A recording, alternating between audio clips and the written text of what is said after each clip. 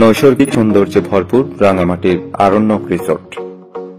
পাহাড়ের পরতে পরতে লুকিয়ে থাকা সবুজ রূপ বৈচিত্র্যের শ্যামল ভূমির রাঙামাটি জেলা।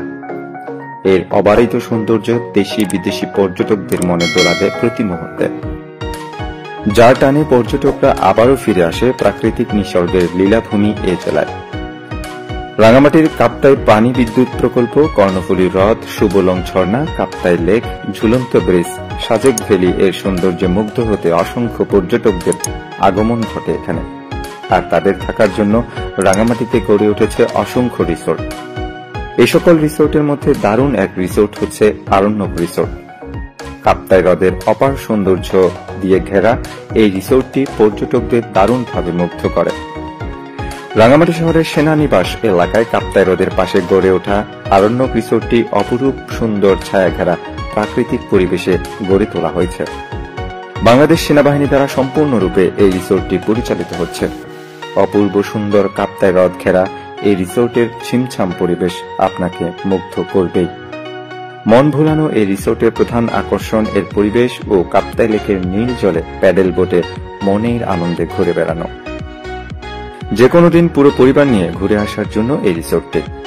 কাপ্তাই লেকের অসাধারণ প্রাকৃতিক পরিবেশে দারুণ কিছু সময় কাটবে আপনার এখানে। আর যদি সেটা কোনো পূর্ণিমার রাত হয় তবে তো কথাই নেই। দিনের বেলায় যেমন সুন্দর তেমনি দুর্দান্ত তার রাতের পরিবেশও। এই রিসোর্ট সেনাবাহিনীর নিয়ন্ত্রণে থাকায় নিরাপত্তা নিয়েও কোনো সমস্যায় পড়তে হয় না। লেক ভিউর সাথে আছে সুইমিং পুলের সুবিধা, বোট রাইড। এর দুর্দান্ত নির্মাণশৈলী আপনার নজর কাড়বে অনায়াসে।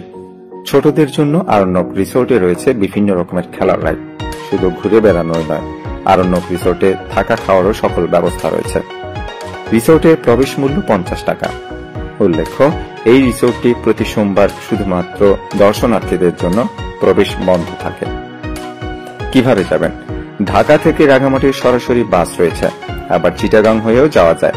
যে পথেই যান না কেন খরচ হবে 650 টাকার মধ্যে। বাসে উঠতে পারবেন কল্যাণপুর, কলাবাগান, সাইদাবাদ থেকে।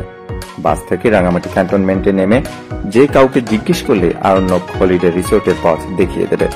মেন রোড থেকে পায়ে হেঁটে রিসোর্টে যেতে 10 থেকে 15 মিনিট সময় লাগে।